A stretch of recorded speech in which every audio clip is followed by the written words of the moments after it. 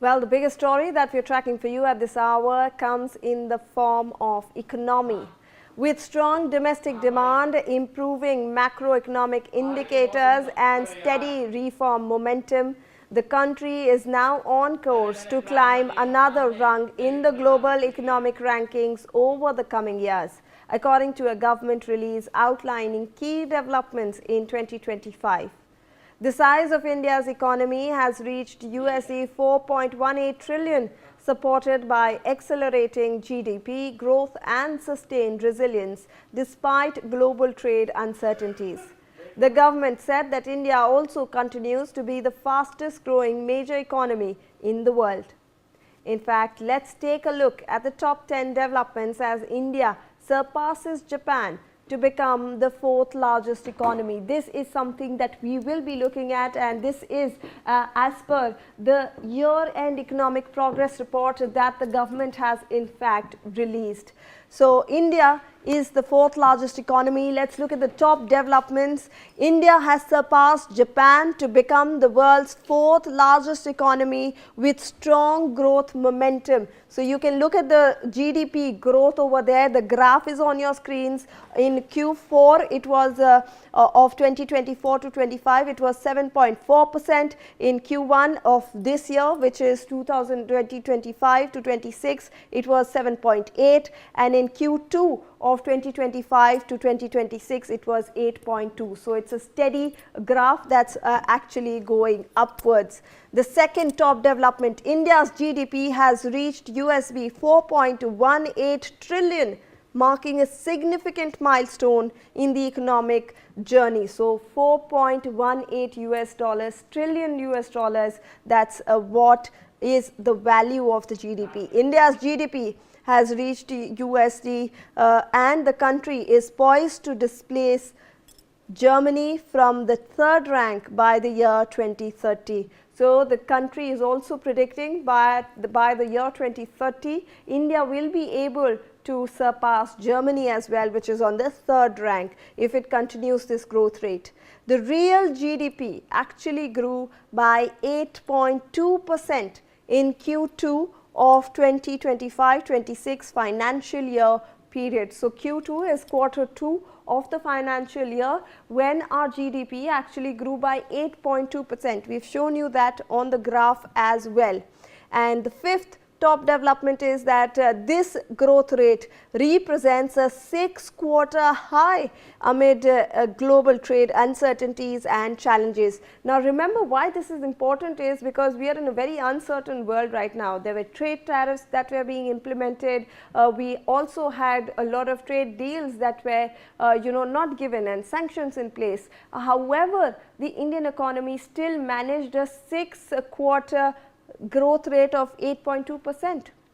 Now the domestic demand and private consumption remain primary drivers of India's economic expansion. So these two factors are the factors that actually led our GDP to grow, which is domestic consumption, private consumption and domestic growth.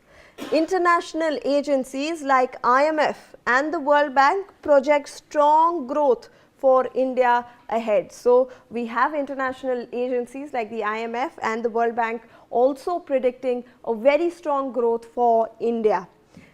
The Moody's expect India's to be the fastest growing G20 economy in the coming years. So Moody's also saying that among all the G20 countries, India will be the fastest growing one over there in the coming years as well. So it's very similar to what our government actually has also identified in its year-end report.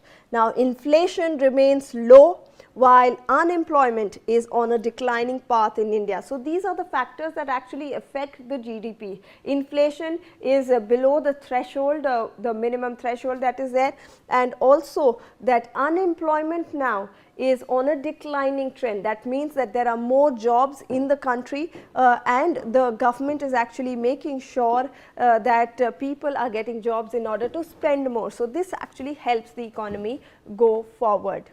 All right, so this is basically what we were discussing, what the top 10 developments were regarding the economic status of India. Remember that the government of India has released this report as a year end, and it's stating that it has now overtaken the fourth largest economy as well. Joining us on the phone line to discuss this further is Dr. Sharat Kohli, senior economist. Thank you so much, Dr. Kohli, for joining us on the broadcast. A very good morning to you. So, when we are looking at this report that has been released by the government, we are seeing that India's GDP is now reaching USD, the economy is reaching USD 4.18 trillion, and we are now growing steady. We are climbing the ladder in terms of the fastest growing economies in the world.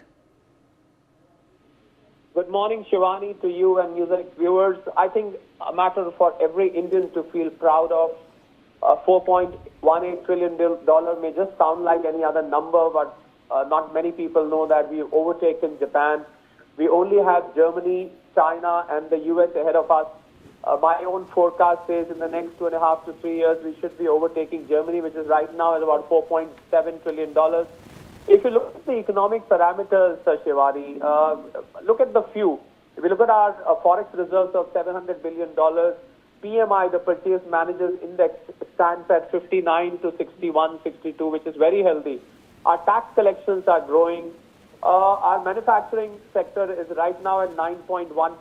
GDP last recorded growing at 8.2%. Services sector growing at well above 9%.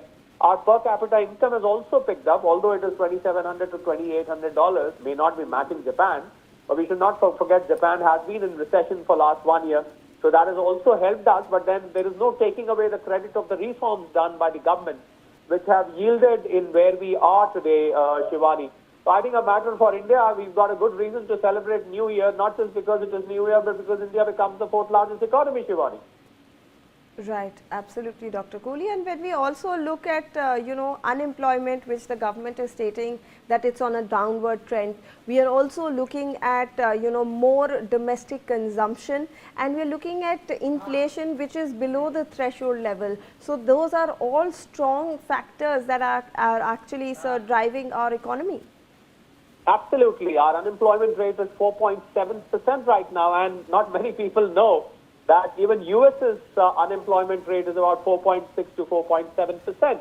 Well, US is just 35 crore people. We are 145 crore people. So, you have to give credit to all the schemes launched by the government. And, the trickle-down effect of the GDP when it grows consistently, it reaches the last man in the queue as well. It may take time. I mean, there may be people who must have taken more benefit out of growing GDP. And there may be a lot of people who may have taken moderate benefit out of the country's growth. And there may have been some people who may not have got equitable growth. I mean, the gap between rich and poor may be there. But that's the story of every country. Even the developed country has the same thing. So, yes, inflation well below 100 basis points is a very healthy sign. And our interest rates are coming down. I think the reforms done, particularly on the GST front, the GST 2.0 and the income tax relief given by the government has been helping the cause, Shivani. I'm personally going to celebrate this moment tonight along with the New Year, Shivani. Absolutely. Thank you so much, Dr. Kohli, for joining us on the broadcast and providing us with that